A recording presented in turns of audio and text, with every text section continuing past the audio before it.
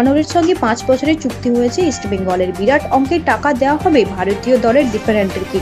প্রতি বছরে 4.5 কোটি লক্ষ টাকা দিতে হবে লাল হলুদ ক্লাবকে, অর্থাৎ 5 বছরে 22 কোটি 50 লক্ষ টাকা ইস্টবেঙ্গলকে দিতে হবে। রবিবার রাত 10টা নাগাদ পাঞ্জাব এফসি কর্ণধার রঞ্জিত বাজারের সঙ্গে কলকাতায় আসেন আনোয়ার। বিমানবন্দরে প্রচুর লাল হলুদ সমর্থকরা তাকে স্বাগত জানায়। ভিড়ের চাপে অন্য রাস্তা দিয়ে বের হতে হয় তাকে। সোমবার সকাল 10টা নাগাদ আনোয়ার মেডিকেল হবে যুব ভারতী স্টেডিয়াম সংলগ্ন বেসরকারি হাসপাতালে। মেডিকেল রিপোর্ট ঠিকঠাক থাকলে সোমবারই সব সই হবে। তারপর ইস্টবেঙ্গল বনাম ভবানীপুর ম্যাচের প্রথমার্ধে আনোয়ারকে লাল হলুদ জার্সি দিয়ে স্বাগত জানানো হবে ইস্টবেঙ্গল ক্লাবে। তার আগে ক্লাবের লাইব্রেরি, জিম, ড্রেসিং রুম ঘুরে দেখানো হবে আনোয়ারকে।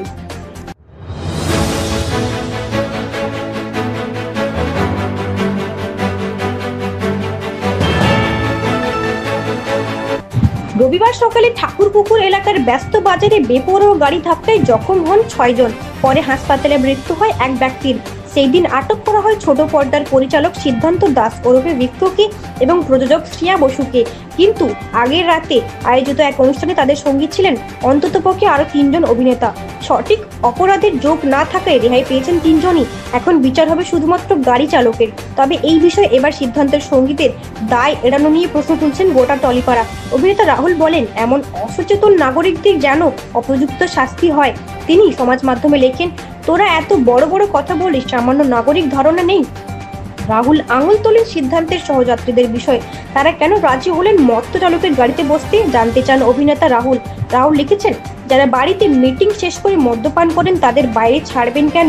গাড়ি রাখতে পারো, গাড়ির ড্রাইভার রাখতে পারো না। জানা গিয়েছে শনিবার গভীর রাত পর্যন্ত শ্রিয়া ও সিদ্ধান্তের সঙ্গে অনুষ্ঠানে ব্যস্ত ছিলেন অভিনেতা আরিয়ান ভৌমিক, ঋতুপর্ণা সেন ওরফে রি এবং স্যান্ডি সাহা সমেত আরো অনেকে।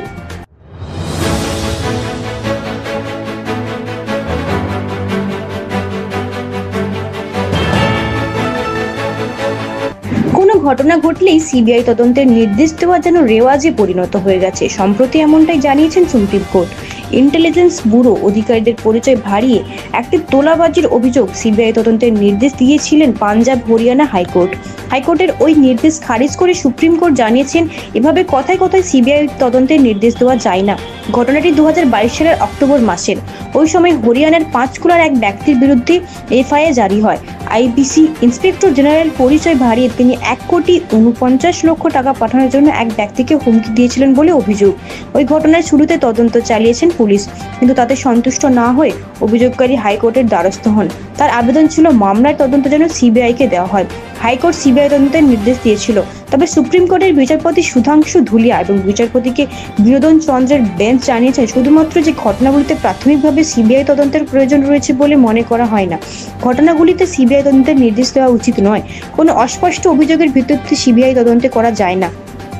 সুপ্রিম কোর্টের 2 বিচারপতি এই ধরনের ক্ষেত্রে মামলার এমন কিছু প্রাথমিক তথ্যের প্রয়োজন যাতে হাইকোর্টগুলি মনে করে যে সিবিআই তদন্তের প্রয়োজন রয়েছে।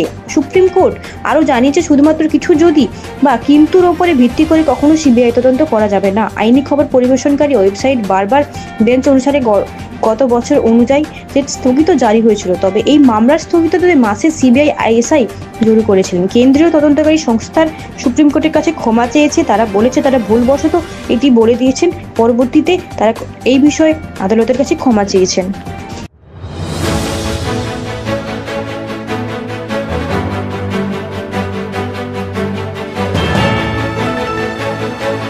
ইতিমধ্যে মুক্তি পেয়েছে সেকেন্দার, কিন্তু চুক্তি নামে একটি ছবিতে নাকি সংখ্যালঘুদের বিরুদ্ধে বিদ্বেষ প্রদর্শন করছেন মুরগদাস।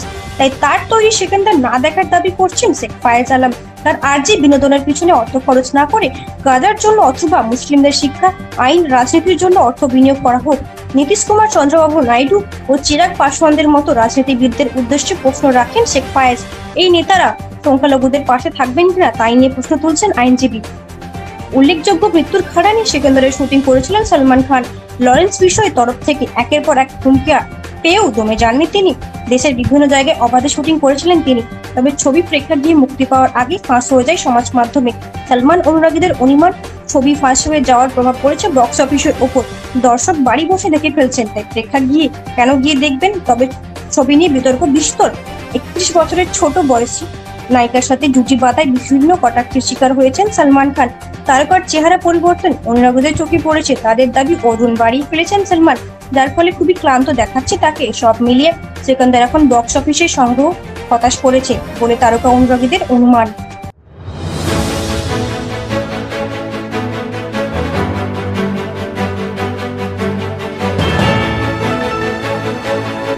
একশো 85 এবং 125% বিচারে কোনোটাই নেহাত কম নয়। প্রেসিডেন্ট ডোনাল্ড ট্রাম্পের ঘোষণার পর আমেরিকার বাজারে যাবতীয় চীনা পণ্যের উপর শুল্কের পরিমাণ 185% বৃদ্ধি পেয়েছে। পাল্টা মার্কিন পণ্যের শুল্ক আরও কমেছে, তার পরিমাণ 125% হয়েছে। চীনের অর্থমন্ত্রী এক প্রকার মেনেই নিয়েছেন নতুন শুল্ক নীতিকে। মার্কিন পণ্য আমদানি কার্যকর তো অসম্ভব, ফলে চীনে আমেরিকার পণ্যের আমদানি বন্ধ হতে বসেছে। আমেরিকার বাজারে এই নতুন শুল্ক নীতির প্রভাব বাড়ছে। শেয়ার বাজারে দর কমছে লাগাতার, তবে কোনো পক্ষই আপাতত ঝুঁকতে রাজি নয়। ট্রাম্পের হুঙ্কারে সঙ্গে গলা মিলিয়ে পাল্টা দিয়েছেন চীনা প্রেসিডেন্ট শি জিনপিং। মার্কিন পণ্যে 125% শুল্ক শনিবার থেকেই কার্যকর করার কথা জানিয়েছেন তিনি। সমাজ মাধ্যমে ভাবছেন যে চীন পাল্টা শুল্ক আরোপ পর সমাজ মাধ্যমে এটি পোস্টে তিনি লিখেছেন, শুল্ক নীতি নিয়ে আমরা খুব ভালো কাজ করছি। এটা আমেরিকার কথা সারা বিশ্বের জন্য খুব উত্তেজক পরিস্থিতি। দ্রুত আমরা এগিয়ে চলেছি, অর্থাৎ নিজেদের শুল্ক নীতির সমর্থনে কথা বলছেন ট্রাম্প। কিছু ঘটার কোনো সঙ্গীত নেই। বক্তব্যে পাওয়া যাচ্ছে যে আমেরিকার প্রশাসন সূত্রে একটি বিষয় পরিষ্কার করে দেওয়া হয়েছে, শুল্ক সমাজবোদ্ধার বিষয়ে প্রথমে উদ্যোগী হতে হবে চীনকে, তবেই কথা এগোবে।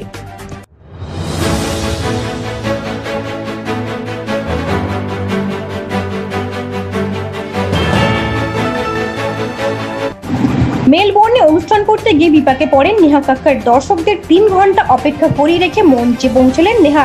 তারপর দর্শকরাই কটাক্ষ করে বলেছিলেন, এটা ভারত নয়, এখানে এসব চলবে না। মঞ্চে হাউ হাউ করে কাঁদতে শুরু করেন নেহা। তখন দর্শকেরা বলেছিলেন, এটা ইন্ডিয়ান আইডল নয়, নাটক করবেন না। পরে অনুষ্ঠানের আয়োজকদের ওপরই দোষারোপ করেন তিনি। নেহার অভিযোগ, অনুষ্ঠানের আয়োজকেরা তার টাকা নিয়ে পালিয়ে গিয়েছেন। আয়োজকেরাও ছেড়ে দেননি তাকে। তাদের দাবি, নেহার জন্য তাদের 4.52 কোটি টাকার ক্ষতি হয়েছে। এর মধ্যে নেহার একটি পোস্ট ঘিরে জল্পনা তৈরি হয়েছে। গুটি পাওয়ার উপলক্ষে নেহা 2টি ছবি ভাগ করে নিয়েছেন। ছবিতে সাবেক সাজে দেখা যাচ্ছে গায়িকাকে। তার পরনে গোলাপি রঙের সালোয়ার কামিজ। নিজের বাড়ির মন্দিরের সামনে এই সাজেই বসে ছবি তুললেন নেহা। সেই ছবি ভাগ করে নেহা লেখেন, দেবীমা সবসময় তার সঙ্গে আছেন, তাই সে আশীর্বাদ ধন্য। এখানে সে বলতে নিজের কথা বলতে চেয়েছেন নেহা কাক্কর।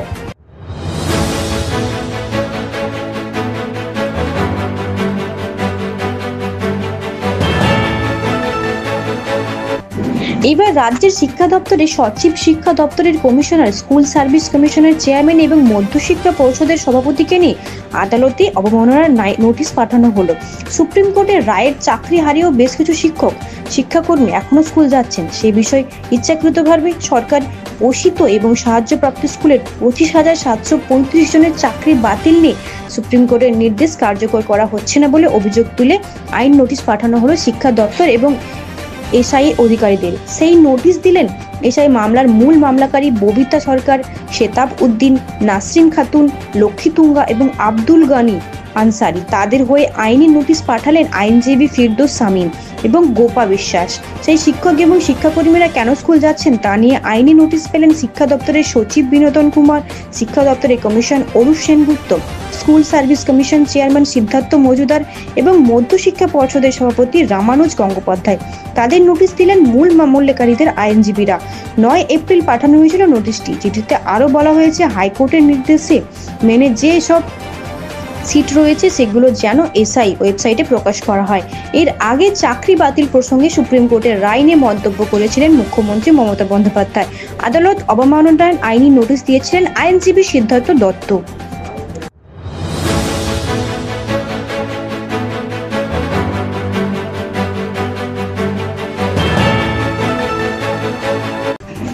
সৈফ আলী খানের জীবনে ঝামেলা যেন শেষই হচ্ছে না। মাস কয়েক আগেই সৈফের বাড়িতে হামলা চালায় এক দুষ্কৃতী। এবার 13 বছর আগের ঝামেলা গলার কাঁটা হয়ে দাঁড়িয়েছে। যদিও সেই ঝামেলায় একা ছিলেন না সৈফ, সঙ্গে ছিলেন কারিশ্মা কাপুর, মালাইকা আরোরা, অমৃতা আরোরা।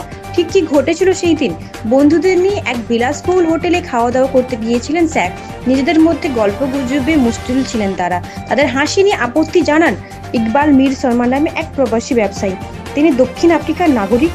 খাবার দাওয়ার টেবিলে উচ্চস্বরে হাসাহাসিতে আপত্তি জানান তিনি। তাতেই নাকি প্রচন্ড ক্ষুব্ধ হয়ে স্যাফ তাকে ঝগড়া করতে শুরু করে। এমনই রাগ সামলাতে না পেরে ব্যবসায়ীরা নাকি খুশি মেরে দেন। তারপর ওই ব্যবসায়ী কোলাবল থানার বিরুদ্ধে গিয়ে অভিযোগ করে। প্রবাসী ওই ব্যবসায়ী এত সহজে ছেড়ে দেওয়ার পাত্র ছিলেন না, স্যাফকে আদালত পর্যন্ত টেনে নিয়ে গিয়েছিলেন তিনি। যদিও স্যাফ এই ঘটনার প্রসঙ্গে কথা বলছেন, তারা অভিযোগ যে ব্যবসায়ী নিজে মহিলাদের বিরুদ্ধে অসম্মানিত কথা বলছিলেন। পরে স্যাফ ক্ষমা চেয়েছিলেন, কিন্তু কথা শুনতে নারাজ তিনি। শৌচালয়ে ঢুকে তাকে পাল্টা বার করেন। সেই দিনের পর থেকেই ঘটনায় মালাইকা এবং অমৃতা সিংকে আদালতে গিয়ে হাজিরতা দিতে হয়েছিল।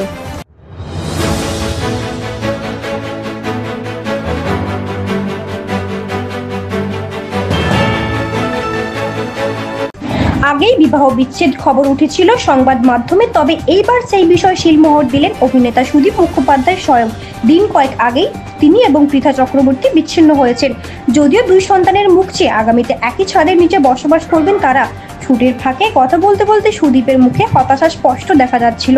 তবে অনেকেই চেষ্টা করছিলেন বিষয়টি এখনই যাতে প্রকাশ্যে না হয়।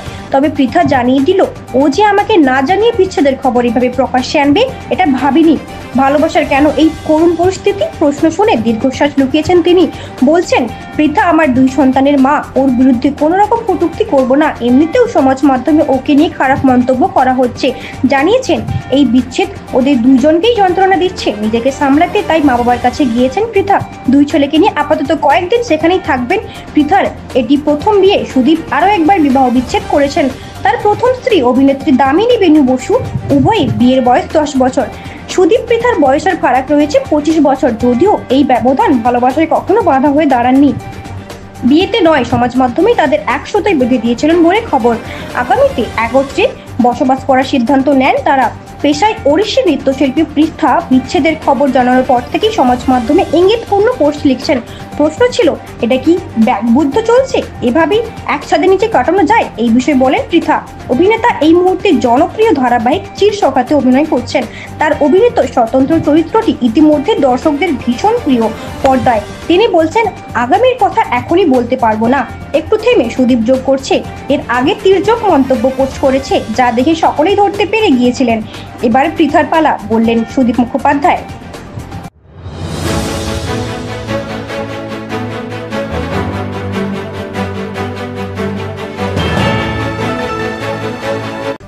আলাপের বয়স বড়জোর 1 মাস, তাতেই নাকি কার্তিক আরিয়ান শ্রীলীলার প্রেমের ছাদনাতলা পর্যন্ত গড়াচ্ছে, এমনই গুঞ্জন বলিউডে।